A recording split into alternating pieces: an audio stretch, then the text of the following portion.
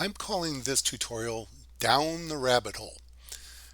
The reason for that is that we're going to be doing a calculation that goes down level after level after level to get the information that we need. The concept of this is that every year on our fiscal year, we have a movement of our pays based on a salary schedule. And so normally like this would be step current A, and then this is what B would be. And so at the end of the next year, it would be B and then C. Well, we do have some interim positions that do not get the step increase as normal. And so there is in the setup for compensation a column that says step progression date. So if that date is in the future, we don't want to push that we're doing the next step. This was news to me, so my integration had been doing it wrong for a couple of years. We also didn't have that many interim positions. Now what I want to do, instead of having just the step current and step next that I'm setting my integration, I want to have a step next, but using the progression dates. So again, for this person, they're on A now, their next logical step would be B, but because this is 2022 and the step, well, this example for this, I actually ran it for the future for 2023, is before the step progression date, and so it's not going to go from A to B. This date is after this pending date, so that it would do the next one. So the step current is 8, the step logical will be 9, and it will actually be 9 the next year. The pending ones are a surprise to me. I had code specifically in the using progression section that would see if it was empty or if the date was before the step progression date, then use the next step. I did not look for pending, so these are blank on this one, so we'll fix that as part of this tutorial. So let's look at the report.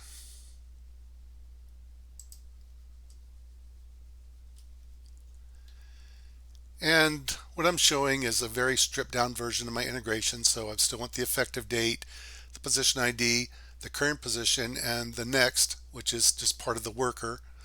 And then we're going to have the step that actually gets the compensation change date, and this is from the events. And then finally we're going to do the compensations. So let's look at this one first. Anytime it's a CF LRV, that means it's a lookup related value, and I like very good descriptions. So the description is next progression date from last compensation change. So let's take a look at that.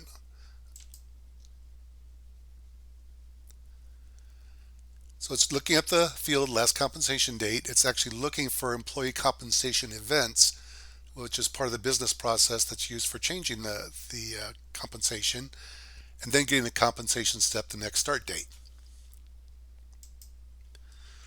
That one's fairly straightforward. This one is the rabbit hole. So we want the compensation step next, using the progression date and the effective date. So let's take a look at this one. The result that I want here is either the current compensation step or the next compensation step, depending on the progression date. I had to use the business object compensation step to get the compensation step current. Now this confused me at first because going back to the first screen, we have worker has the compensation step current and the compensation step next. So I put in worker as the business object and then attempted to put in compensation step current, which it wouldn't let me do. And I thought, well, why won't it let me do that? It's part of the worker. And so after beating my head against the wall for a while, I went and looked at the related actions for the step current. And I see that it's actually already a related business step to compensation step. So at that point it means, okay, this is already derived. So even though it's part of the worker, it's not going to let me do it through the worker because apparently it was derived. So going back over to here, I use compensation step. I went to compensation step current. And then I had to build a Boolean. If the effective date greater than or equal to the compensation step progression date, or progression date is empty. I'm going to have to change this one too to have the word pending in there. So it's pretty clear what this is going to be looking for. And then if that's the case, do the compensation step next. Otherwise, the default is to use the current. Now we're going to have the work in the true false. So let's take a look at this, at the Boolean.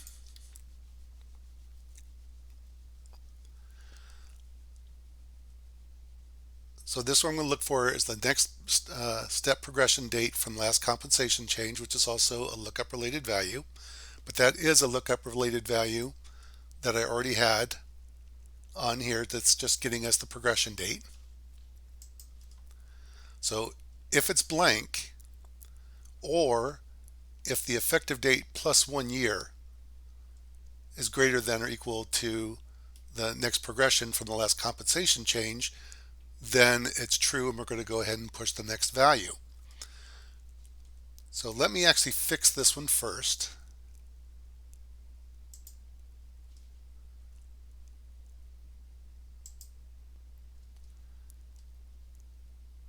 And as we now know, it's either if it is blank or, and I'm going to shrink these down more because it just makes them easier to read.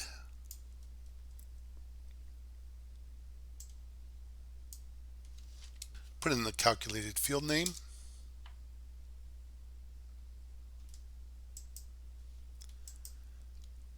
And we'll say if it contains the literal pending.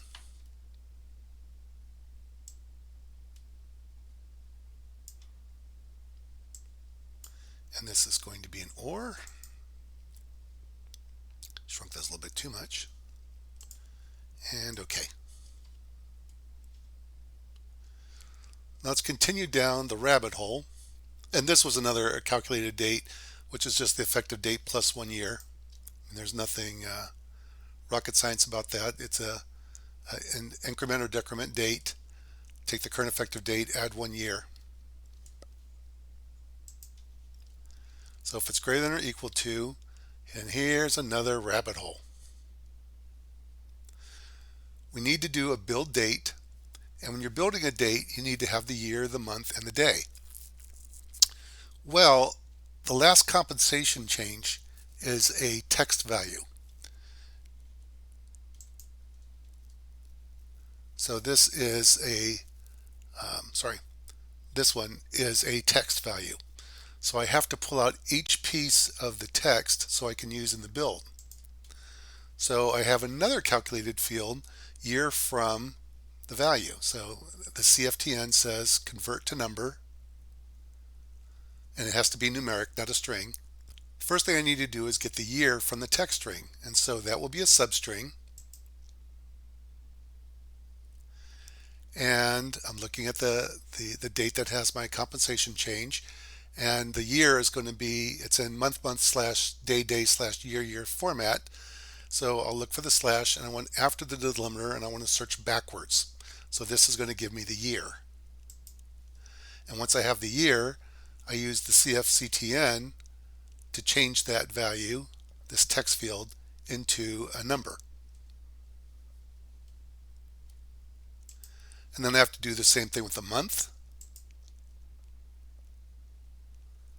So we're going to change the month into a number, but to get the month, we have to go to the text and tell it that we want to get the first value before the slash.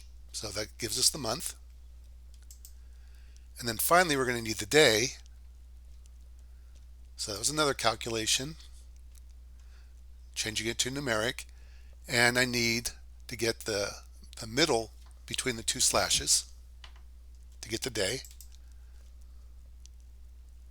So I'll say it's between two delimiters, between starting delimiter slash, ending delimiter is a slash forward, and that's going to give me the month. If there had been 5 of these things, I would have had to really work out something else. Now, if there's an easy way to do this, that would be great. But you couldn't put in strings into these. These actually had to be integer values or numbers. So I had to create the number after I got the string. So once I have all that, I now have built my date. So this then again is a build date. And now that I have that as a calculated field, I can say if the effective date is greater than or equal to another date. And if all of those are true, then it will use the compensation step next.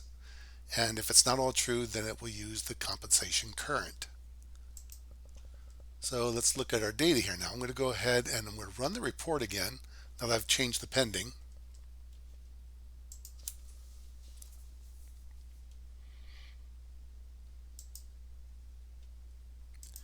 And I'll put in that future date again.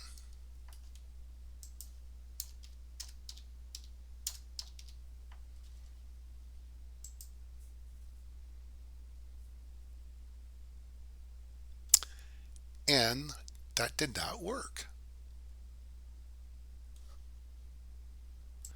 I played with this a bit more offline, and as you can see, I now have it working correctly where it has the using the progression. It's set to current if it's not greater than the step progression date. So I did have to change one of my calculations, and again, to verify what was going on, my calculation used another calculation that gave me the build date, and I just made the title BD for this, and I can see that it's blank for these two that say pending on them. So to fix this, I went back out to my true false. So I'm actually going to change this description again because now blank is back in there again. So I added in if the next progression date from the last compensation change, which is the same thing that it's using over here for the date, is not blank. So if it's blank, you're not going to use the second date, you're going to use the first date.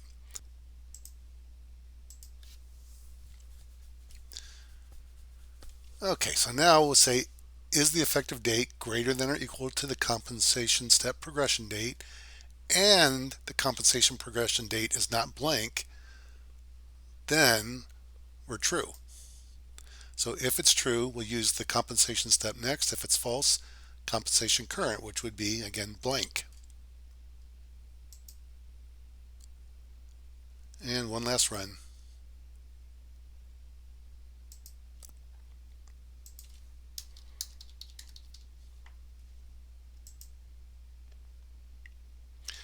And now these are the results that I want.